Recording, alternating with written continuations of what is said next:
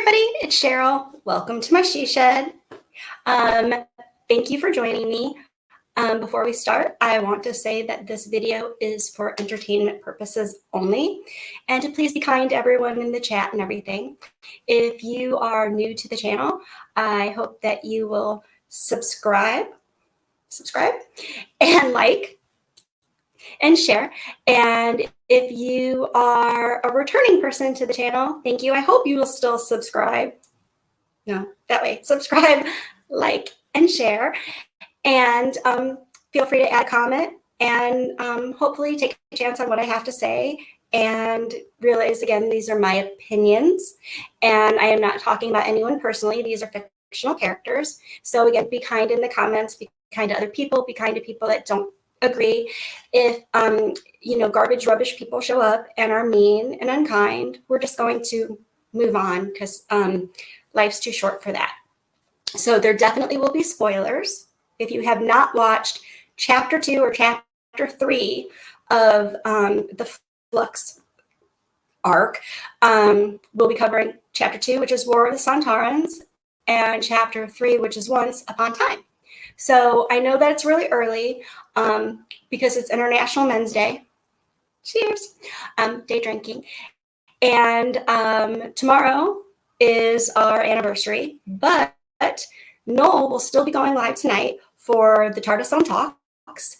And I have no idea what time that is because, it's Noel and I don't know because we don't usually start things this early. So he'll put that in the comments.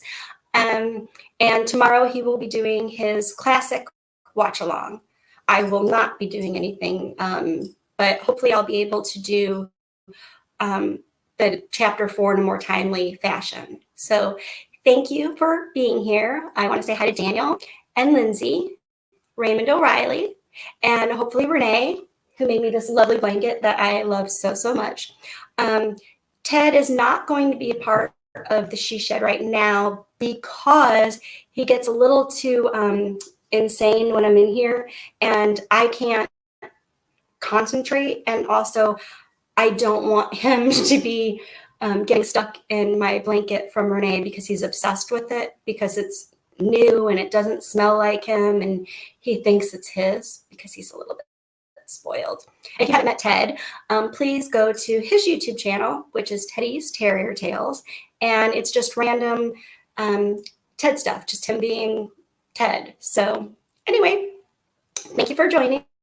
And I'm going to go ahead and start my review. If you have comments about anything or questions, clarifiers, whatever, feel free to put it in there. I will try to read them out.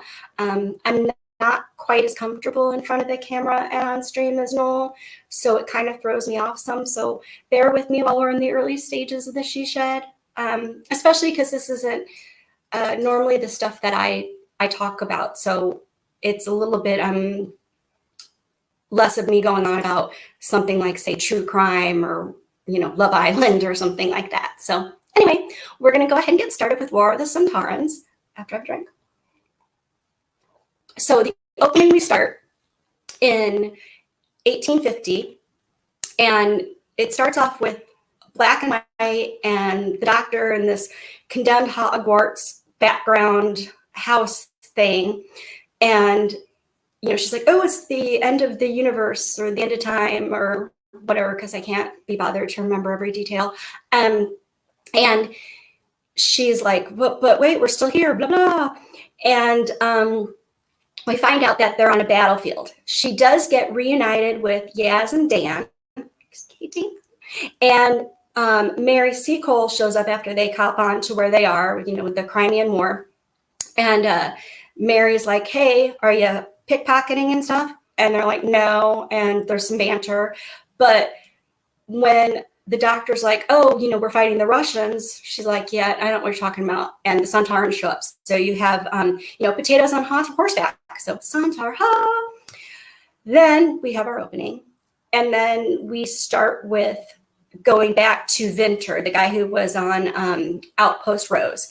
So he is sucked into an era we're unfamiliar with at this point. And so the MLM Crystal Ball Spade, Priest Triangle, wants to know if he's like, hey, can you repair? Can you repair? And he's like, I don't know if I can repair. I don't know what's going on. But they are aware of the flux because he tries to explain that's how he got there, and explains that they're in the temple and that the Mori are compromised. So this is bad. There was like a glitch in the Mori matrix. Now, I'm pretty sure we've never seen Mori before or heard of him or anything. And I have, I don't know, some ideas about that I'll cover a little bit later. So sorry, I have to do something for my tablet for the second part because it's a little bit more crazy. So anyway, back to the Crimean War. We had Mary Seacole taking them to her British hotel. And just a quick background, because I know we probably studied the Crimean War in school, but like the way they taught history when I was growing up was really boring, so I couldn't have been bothered to pay attention. I do a lot of history through historical fiction and books and things like that. So I had to brush up on Mary Seacole. Now she is a nurse, like a self-taught nurse from Jamaica. She's a British Jamaican person who came over and she helped out in everything. So that's about as detailed as I'm going to get into there, because I know that there's some controversy with her, but it's not important to the crux of the story, in my opinion. And so she takes him to the hotel. Dan and Yaz start to look like, at first they might be regenerating, which made my heart stop because I got really panicky. But no, they kind of got sucked back into space and time and vaporized. But the doctor cannot go get them because the door to the Tardis is missing and the cloister bell is still going off. So Dan gets yeeted back to his present time in his missing house, and his neighbors are watching and they're like, oh, go, go, go, go. I'll just say this as a blanket statement. It seems that a lot of the stuff that we're seeing in these episodes are almost like moderately plagiarized versions of New Who episodes we've seen. There's a lot of strong vibes to things we've seen with different companions and different doctors. So it should kind of make sense as I'm going. So anyway, they're warning him about the Sontaran army, and because he's missed the giant spaceship in Liverpool. Apparently, I have not been to Liverpool, so I don't know what it normally looks like, but I assume there's not a big Sontaran spaceship. And anyway, while he's out there, he's getting chased by the Sontaran army, which are like stormtroopers, basically. I don't understand, for like a whole potato war race, how they're so bad at their aim. It's kind of embarrassing. But anyway, his mom and dad show up and use the kitchen utensils, a skillet, and bap him on the back of the head, because if you're familiar with the Sontarans, then you'll know they have their little breathing hole, or whatever it's called, their brain portal, something that if you whack them in the back of it, it knocks them out. I don't think it kills them. I think it just renders them out of commission. I don't know, it may kill them. I don't know. But again, hashtag we love Dan, and hashtag we love Dan's mom and dad. So Yaz now is off at the temple, and she runs into mutton chops, Mr. Williamson, the guy, the tunnel guy, and she's like, yeah, where am I? And he's like, it's 1820, and underway, little lady, because you're of no use to me. So I get that. So Boss Babe Pyramid asked the same question, and she's like, what would the doctor do? And is like, yeah, I can totally do this. Which reminds me, as far as like the companion thing, the thing about Yaz that I think just irritates me to no end is she's got this annoying companion trait that she is just on par with the doctor, just as clever, just as brilliant and stuff. And we saw it a little bit with Rose when she got cocky. And I think we've seen it with all of the New Who companions, with the exception of Donna. I don't remember Donna being that way. Donna being more of a, hey, we gotta help people out and things like that, and explaining things, but she wasn't like, hey, I'm running the show. And I think that's what is a big irky thing about Yaz, and that she always states the obvious. But anyway, so back to the battlefield. And we've got the general, Colonel Mustard. That's what I'm going to call him because I don't know his name. So she's like, so the doctor comes back in. Mary's like, where's your friends? She's like, oh, I don't know. I'm on my own right now, but I'm going to take over. And then she yells at Colonel Mustard because he does. Now, I think most doctors in history, when they've gone back, have thought about like where they are in the time and stuff, and still been a bit like, let me kind of approach this in a more diplomatic way. She doesn't. She's just like, basically, you're an idiot. That's how it works for her. And it gets a little preachy and annoying, but she's less so this season. Let's just say that. So anyway, Colonel Mustard wants nothing to do with her nonsense. So Mary's like, hey, let's go do some nursing stuff, and takes her to Mr. Taterhead. So after a big motivational speech and everything, because she's like, yeah, the Sontarans will like mess your shit up. But anyway, so they barter this little deal, and she learns after he enforces the Shadow Proclamation that through Mary, because Mary's on top of things, that they take a 7.5 minute nap or recharge thing every 27 hours. So anyway, she's like, hey, do you guys want to get the doctor? Because I know where she is. And they're like, yeah. So anyway, hashtag Spunky Spud, hashtag Cannonball. That's how he got caught.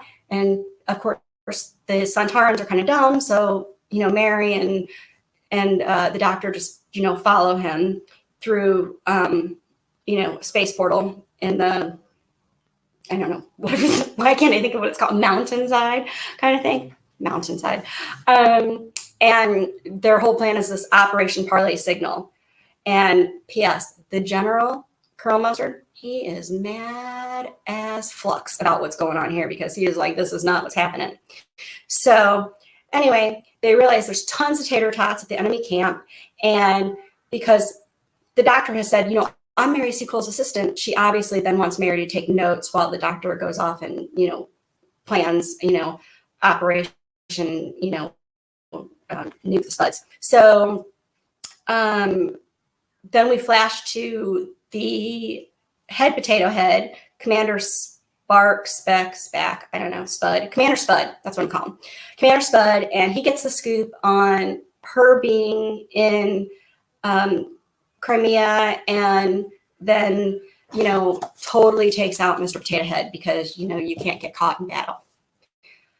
Now we're back to Liverpool. I will say, thankfully, this episode has a lot less of the bouncing back and forth, but it still is kind of there. Dan and his family are in the car. He's getting the scoop of what's happened. Mom and Dad are like, yeah, they just showed up. There was a big 3-minute eclipse 2 days ago. And when he went missing, and everyone's like, it's always been this way. Dan gets that it's not, but everyone else thinks it is. And they figured out, the Spudport thing through Bacon Ed. I don't know who Bacon Ed is, but Bacon Ed sounds like a guy I want to have a pint with. He's brilliant because clocked that one right away. So they head to the Liverpool waterfront because that's where they landed first. So Dan's mom explained that they started in Liverpool before anywhere else. They took over the whole world, but they started off in Liverpool. So they come up with this plan. He's like, yeah, I'm going to go check this out and figure out what's happening. And we love Dan. Sorry. So now Vinter and Yaz, because we're back to the Temple of Atropos. So they fake like they totally know what's going on. There's a proximity shield. So it's basically like, a foot version of the clapper to make the Mori show things. And they're explaining that all time passes through the Mori. So flashback now, or jump ahead to Dan, who watches the potatoes take out some spies and executes them, which is kind of brutal for a Doctor Who episode, I will say. And back to the battlefield. Oh, good. The leaf blower is going. That'll be not at all distracting.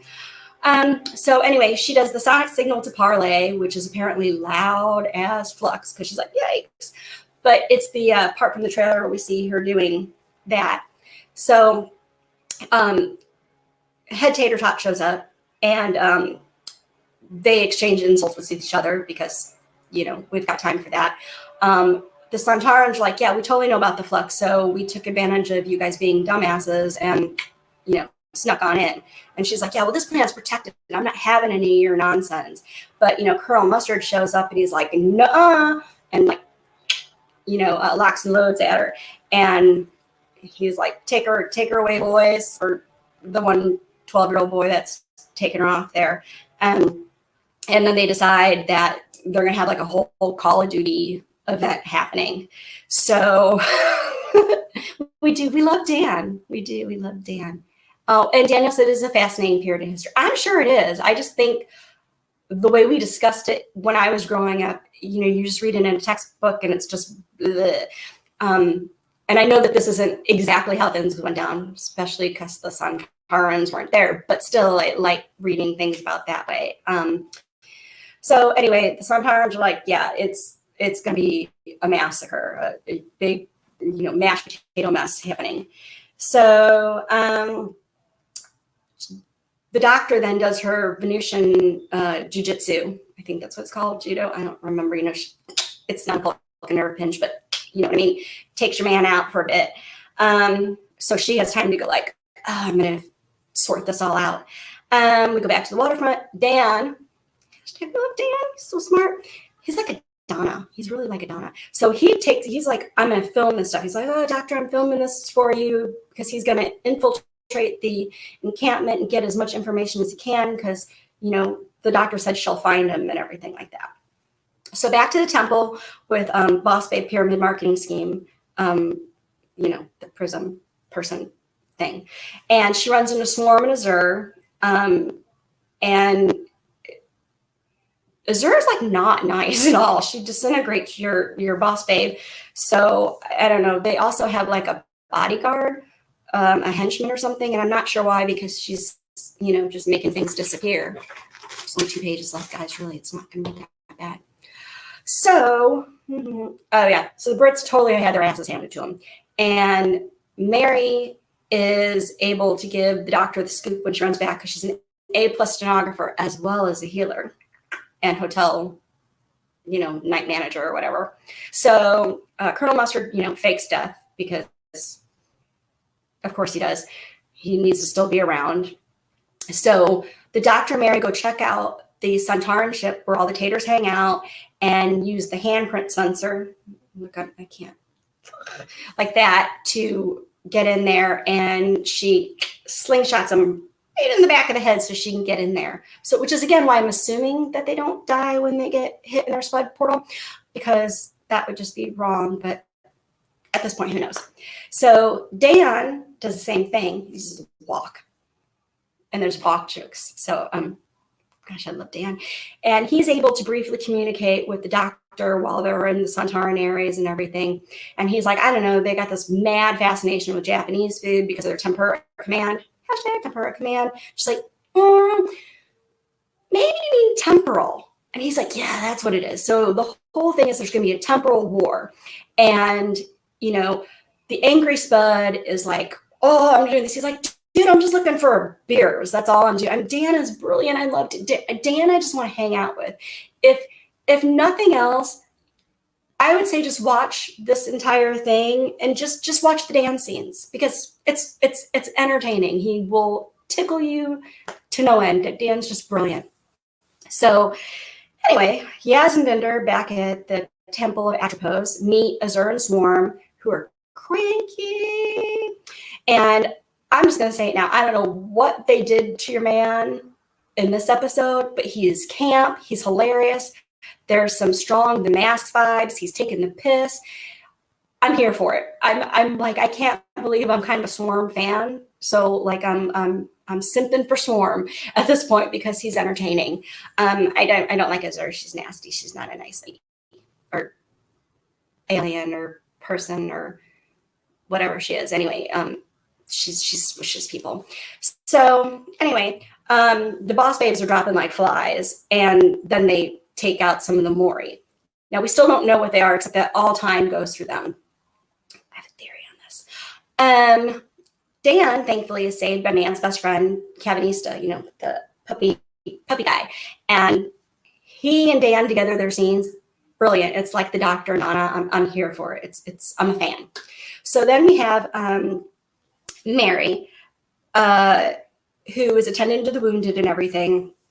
And Colonel Mustard, General Rum, he returns. He's very sad because, all of his men are loaded up on the field. And so he's like, can you help me? And she's like, obviously, I need a pointy stick. And she explains the offensive and everything. And she's just emasculating Colonel Mustard at any chance she gets because that's what she does. So anyway, this is where we go into the hashtag Chibs countdown activated, because they talk about the amount of time sorry, there's someone on the pitch. It's distracting me.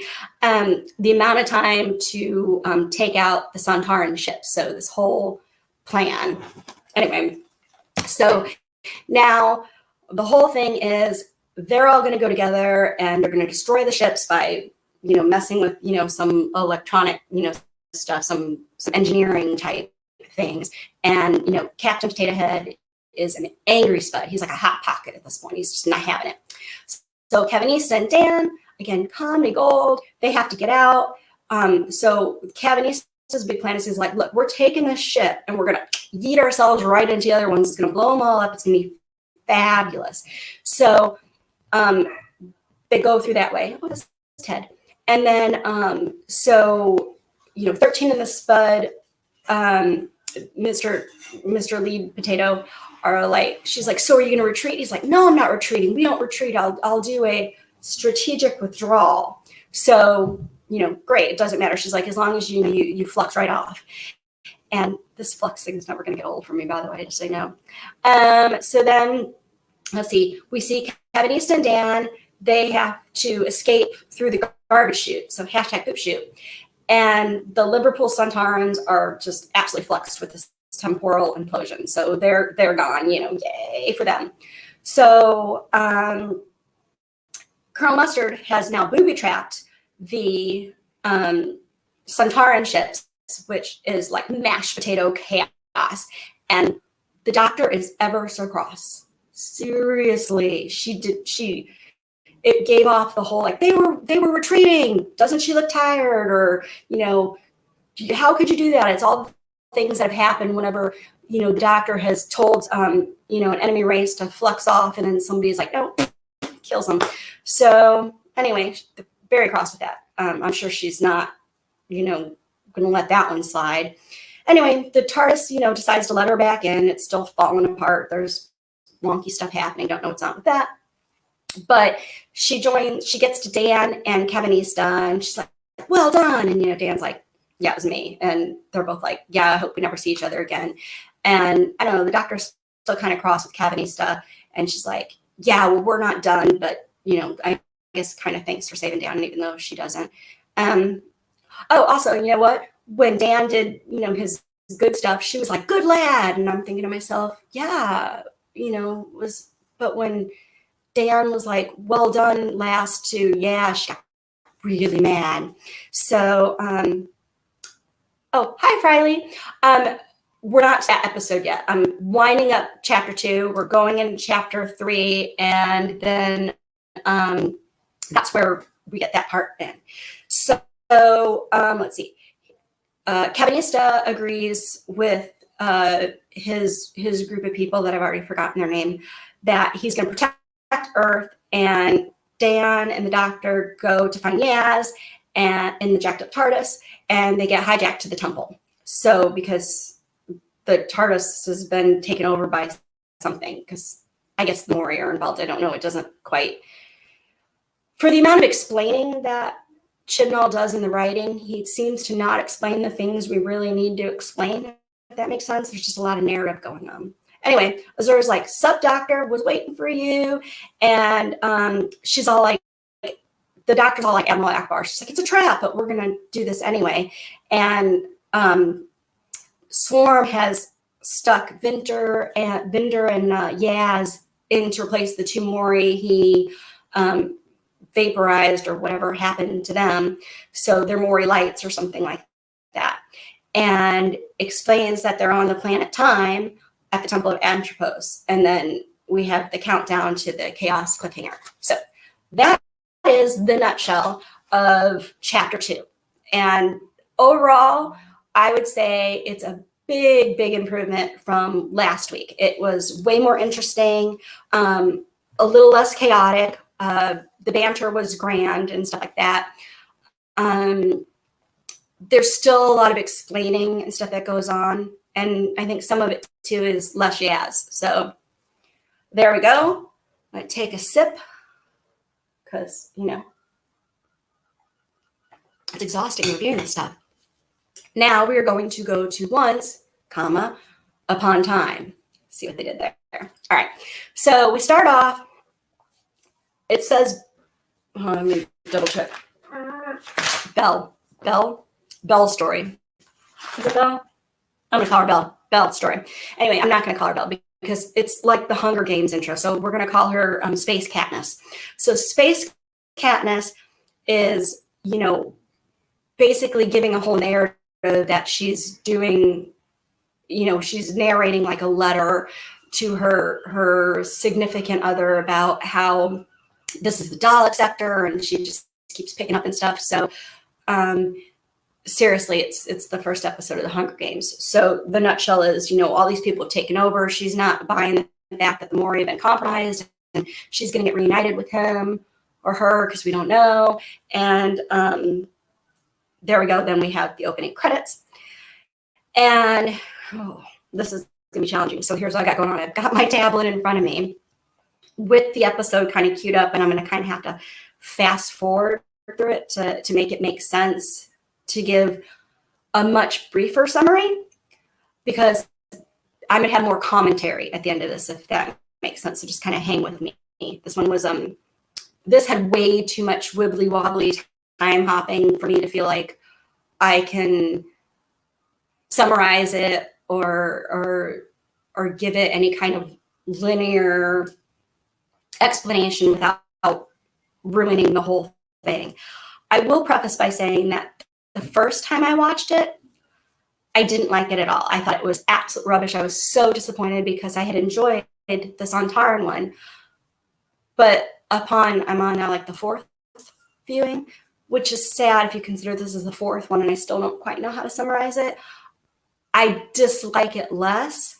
And I'll get to why, but I'll just kind of go over this. Erin Baker, hello, thank you for joining. If you're just popping in at this point, we're getting ready to start chapter 3, and you should subscribe and like and share and tolerate my nonsensical rambling in my she shed. Like I said, this is not really my wheelhouse, but I am happy to share it and stuff. It's just I'm awkward anyway, but I'm extra awkward. So anyway, back to my day drinking review. So anyway, the doctor's like narrating in her head, like her whole job is to make sure companions are safe, and she's got to figure out what to happen because your man's gonna snap them like right into the time thing and blow up Yaz and Vinder or whatever is going to happen to them. We don't know in the Maury and disrupt everything. And she's like, no, I'm going to jump in the time stream. So she does a whole clever discussion and grabs Dan and flings them in so that they get yeeted into the massive time thing. Now, then what happens is, this is where it gets crazy. So throughout this entire episode, the doctor keeps pairing up with Yaz and Dan and Vinder, but in a past or a present or a future that isn't what actually happened. And at times it seems like you're just seeing the faces of everyone that we're familiar with, but they're actually different people. And Yaz is still really annoying. We still love Dan. Vinder is, he's fine. It's kind of like Orion. He's fine. I don't have an issue with them or anything. And if there's anyone else, that's really sad because then I've already forgotten. So it's kind of bouncing all around there. We realize that, there's something going on with the stream. But then what happens is we wind up seeing the individual people getting booted back into their timeline, but again, it's still weird. Thank you, Renee. Thank you. So Dan meets up with Diane, the girl from the museum he was supposed to have the date with, and she's like, why weren't you ever married? You're amazing. And here's, he brings her coffee, and they talk, and it's all weird. Like I don't know how to explain it, because it's just, like I said, a lot of bouncing back and forth. Everyone's aware of the flux, and it's like normal, but Dan knows something's not right, and then they suddenly like transport from the middle of the day. It's a lot like Silence in the Library vibes and stuff. So it's a lot like Silence in the Library stuff, and it's like the timeline isn't really working right like that. Let's not dislink Africa, man. That's like a 13-year-old chick magnet, which is, I'm assuming, what you're doing. Good on you. So now we go to Yaz, who's a police officer again. But what's happening is the doctor keeps popping in, and she is all like, she basically is like taking in people's bodies and things like that, and kind of, saying, hey, I'm here, I'm going to help you get out and stuff like that. I'm assuming Noel's not around. Daniel, if you're still there, if you wouldn't mind moderating, just because it's distracting, but, bless your heart. You need attention. I'm sorry. So now we go to Vinder, and he's talking to Yaz, the captain, who's not the captain. And apparently this is all what happened before he went to Outpost Rose. And he's aware of it, but he's like, no, I don't want to do this again. Then we go back to surging the Temple of Atropos, and they're going to blow it all up. And then inside there, that's where she runs into Joe Martin's doctor, the fugitive doctor, I think is what it is. And this is frustrating, because I was actually excited to see the fugitive doctor, because she's brilliant, and she has that kind of gravitas that you need. You know that it happens like that. That she's got strong first doctor vibes. She's cheeky. I'm all about there for it. So, they're like, we're going to stop the temple thing. Now Dan gets back with Mutton Chops, and he's like, what's going on? Your man's like, yeah, these people are annoying me and stuff. Again, I'm skipping. Okay, so Space Katniss gets a ship, and I can't remember if I've passed it or not, but we also see a Cyberman chapter, or a Cyberman sector. Oh no, this is where we are. So she's, going through trying to figure out everything that's going on to help fix things.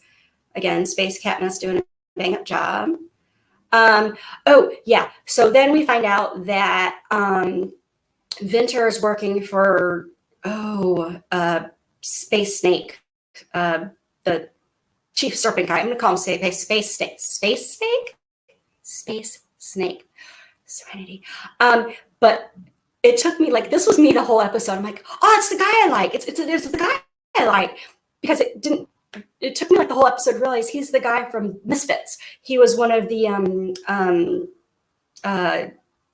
not parole officers, but like the people that watch over the kids, and he's absolutely shady and snarky and stuff, and I'm here for it. So Vinder is there, and he is supposed to be recording everything, and there's some sort of agreement that's been worked out, but you can't say everybody wins, because that's bad. It made Space Snake cranky. So the doctor's in the time stream. The Maury are telepathically discussing with her. By the way, they're supersized Maury, that she can't stay in there. It's messing everything up. And she's like, well, I gotta get my friends. So big devised plan, because we get to Azur and swarm who are on thrones and they're talking and stuff like that. And hashtag be kind. And if you can't be kind, then be gone. So he's basically like snarky back. He's like, yeah, I know what's going on. You don't know what's going on. We still haven't figured out their history. So you have to go through this. So still arguing with the space Maury, supersized Maury. So Space Katniss is talking. She's got a Tamaguchi thing she keeps talking into. So I'm going to stop with the recording part there because now I think I've clocked enough. So what happens is we realize that we are hatching a plan to how to do like a Trojan horse kind of thing. And what happens is she's basically figured out that in the Mori, there's a way to smuggle people in. So they do, and they, manage to, yeet them on out. And, we're back to, I don't know, more space nonsense. So at the end, we find out that Space Katniss is pregnant with Vinder's baby, I think, yeah. And that they're going to get back together and all this stuff, and that whatever happened at the Temple of Atropos, because Vinder called out Space Serpent, he that's why he was in the outpost and Sadness. So let me see, make sure last thing. Back in Tardis. Oh, Weeping Angels. How did I forget? Because this was such a chaotic episode that the Weeping Angels have entered the TARDIS. So, mass chaos is definitely going to ensue here. All right, so nutshell thoughts on this. Like I said, after multiple viewings, it did get better. I didn't hate it as much. Yes, no, I can, but hopefully that you're making the snacky food because I'm kind of famished, especially from this review. So I think the big problem here is Chibnall is trying to be super, super clever like Moffat, but he can't quite pull it off. And I think some of that's because it has to be a countdown. And some of the other parts of it is that there's all these characters that keep getting introduced that I'm supposed to care about and be invested in, but they're not around enough, and their characters aren't developed enough to really like be emotionally invested in them. So it's like, as soon as you get to know someone, you're like, okay, I'm more interested in what's going on. Then boom, they go to another thing. Oh, he's in Line of Duty. Yeah, that's on my list to watch. I'm going to definitely watch that, which is why, Daniel, I haven't been watching your Line of Duty reviews because I don't want any spoilers. And so I'm not quite sure like where this entire Flux thing is going. I'm sure it's going to be I think it's going to be interesting, and I think it's going to be creative, but I also don't think it probably needs to be split in as many episodes, especially because we're going to have the two more specials, 2 or 3. So I'm not sure exactly when we lose 13. I'm struggling with this because I really do want to like this. I want to enjoy this, and I don't not enjoy it. It's more, I guess, intriguing than anything. It's more like I'm watching because I'm just kind of the way I do sometimes when I'm reading a book that I don't enjoy. Like I'm mad at everyone in the book and I hate them all and stuff like that, but I want to make sure that like I still finish the book and find out what's happening, even if I'm angry at the end. And it's kind of like that. I hope I'm not disappointed. Hello, Lee Halford. How are you? So anyway, it's it's just really chaotic, but it's not good chaotic. And again, hashtag we love Dan, because I think if it wasn't for him and it wasn't for some of that cheeky banter, I don't think it would be able to hold my interest. And I still struggle, because even though it's the best of what we've gotten so far, and it is an entire season arc, I guess it's just challenging, because there's, like I said, there's just so many new people and things like that. And it's just hard to be emotionally invested and to keep everything sorted. Like I said, I watched this last episode, so Once Upon a Time, because remember, the planet's called Time. Oh, Lee, you know what? I had been doing so good on the sound for long. I may, because I'm just shouting loud. So is this better? Maybe that's why it gets messed up, is because I'm loud. I'm very American. So anyway, I think I lost my train of thought there. What was I saying?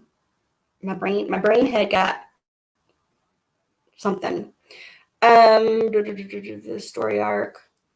I think it's going to be. Oh, hello, Chris. If you remember what I was talking about just before my brain had fell apart, please put that in the comments, because I have totally lost it. I've lost my train of thought. I think because when Lisa said I was jarring, and I'm like, oh my God, I'm so loud. It's frustrating, because there's so many positive things that are appearing in this whole series arc that are interesting.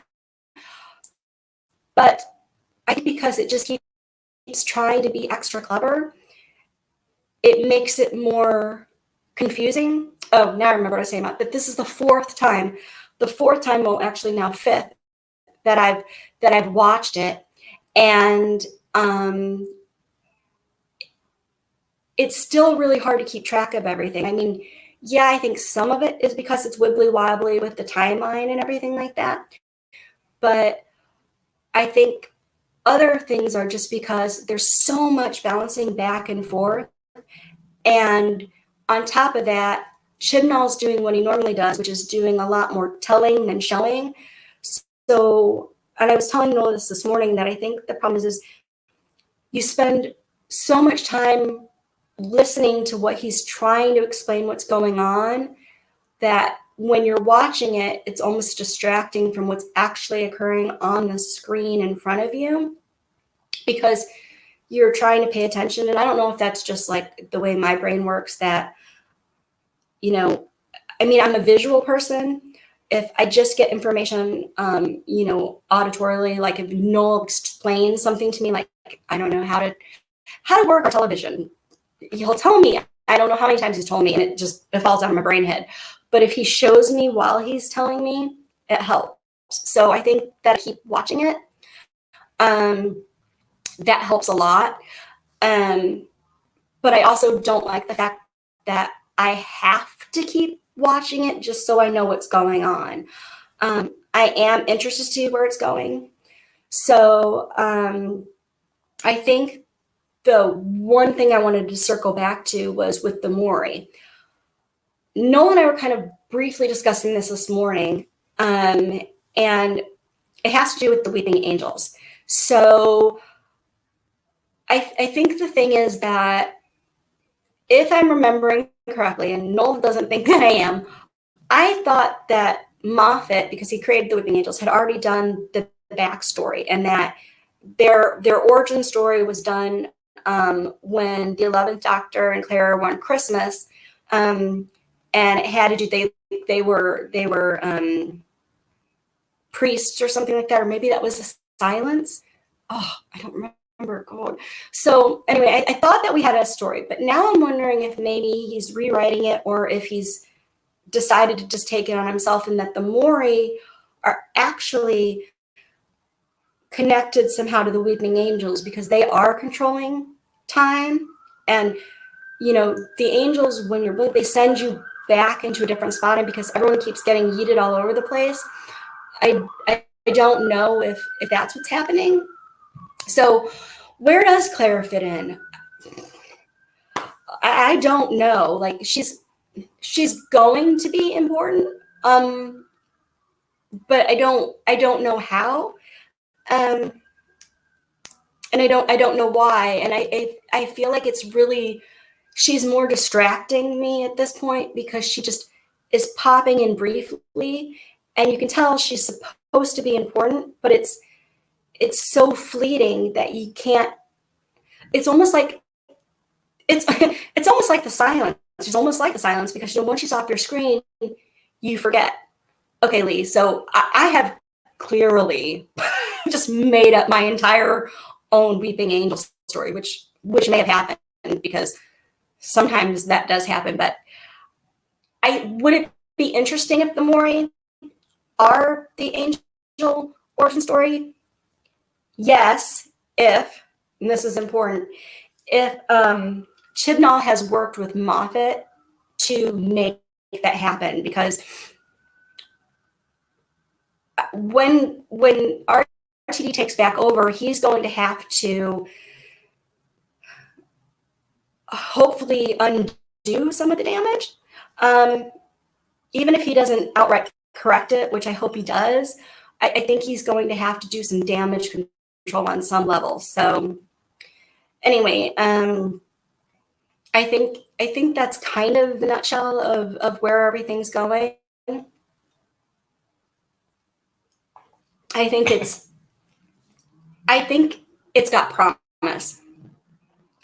So next week or Sunday is episode 4, and that means then we have 2 more. So I think what's going to happen is it's going to really ramp up, which makes me nervous only because I feel like it's already been so chaotic and they're stretching it out that I'm worried that in these last, 3 episodes, it's going to go super insane and be even more chaotic. And to be honest, it's not, like I said, it's not that I'm hating it or anything. It's just that I love rewatching Doctor Who. I absolutely love rewatching stories and stuff, but I don't feel like I don't want to feel like I have to binge it or watch it like 5 episodes, over and over and over again to know what's going on. Like that's not entertaining to me. It's exhausting. It's exhausting mentally, and it's stressful because I'm desperately hoping that whatever he does with this doesn't make the damage he's done already worse, if that makes sense. Like, it's quite the hot mess. But I think it can be salvaged. I think it can be. I'm interested to see where Space Katniss is going to fit in. But again, if we're going to keep bringing in a new person every episode, I don't know how we're supposed to keep track of and care about all these people, because I don't think any of them will be returning when this Doctor regenerates. So, it's a little bit different than like with Donna, because Donna was just one person. I think the big thing is that Chibs keeps bringing in people, and there's just too many people to keep track of, where even though Donna only had 1 season, in my opinion, it was still the strongest of all. She and the Doctor had the great chemistry. Again, there's no sexual tension. There was none of this, weird relationship kind of stuff going on. It was just a pure friendship. And the Doctor, when he would get,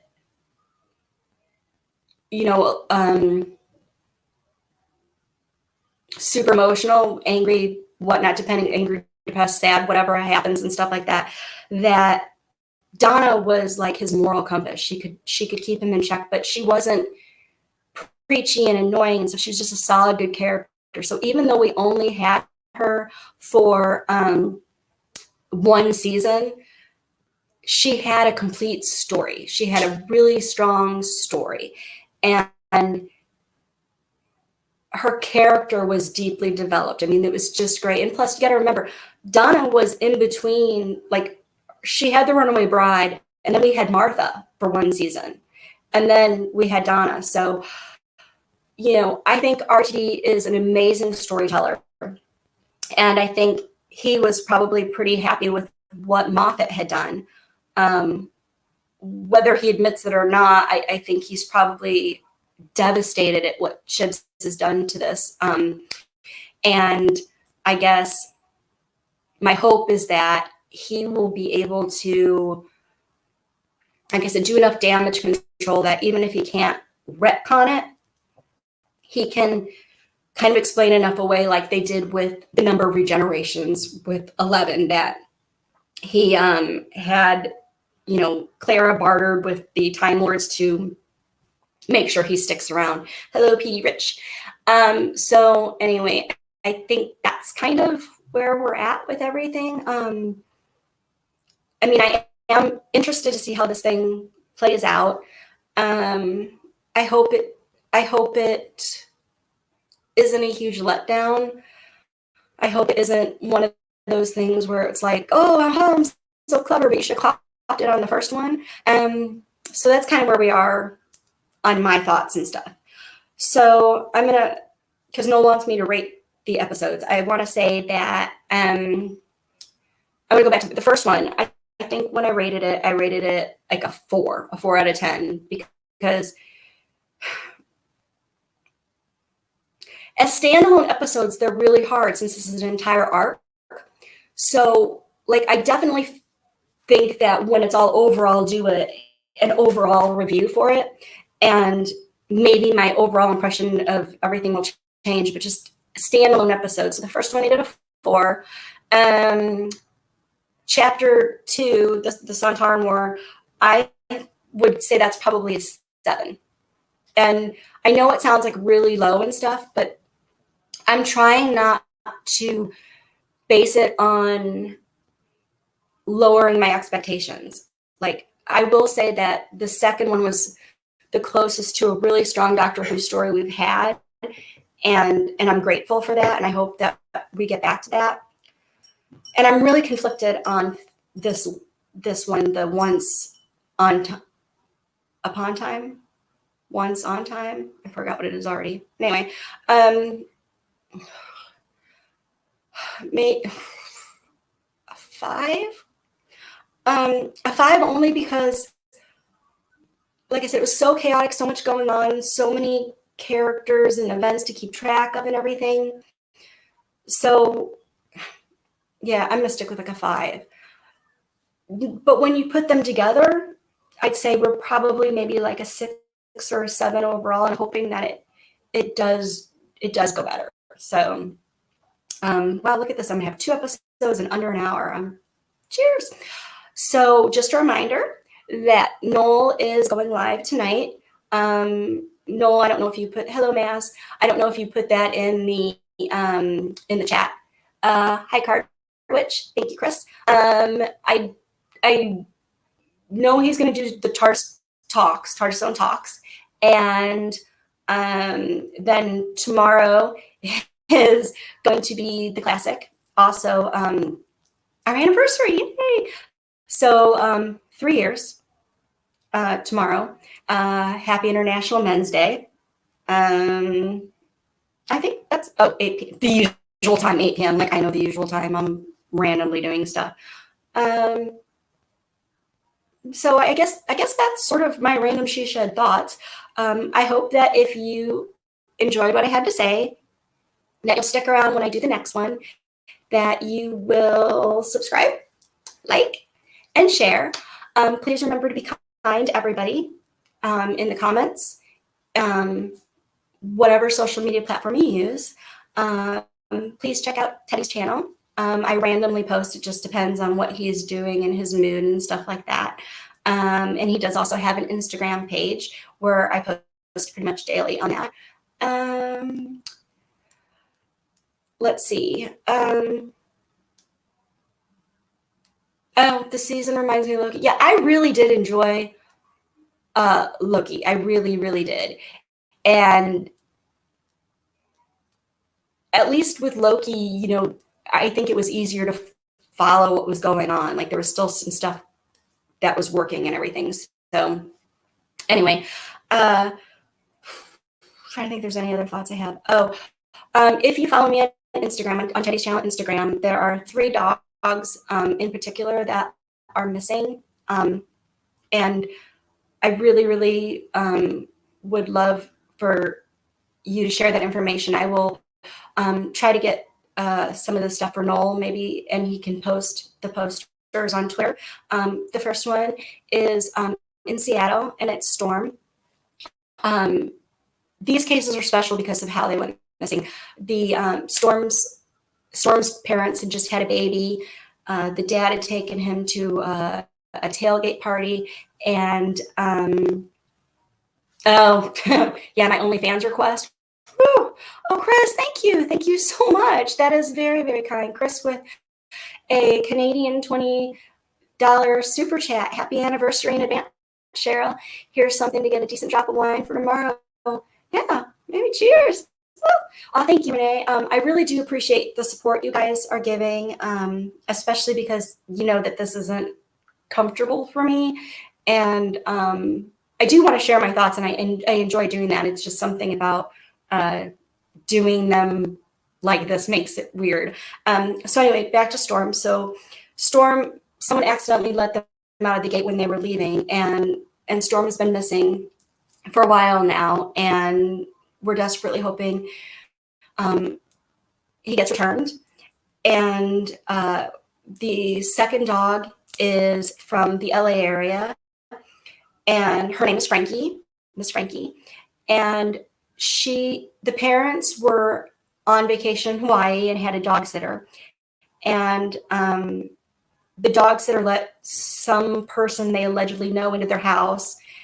And one of the dogs that they were watching, so there's Frankie and Charlie. Frankie apparently ran away and has been missing. There's been some sightings and stuff.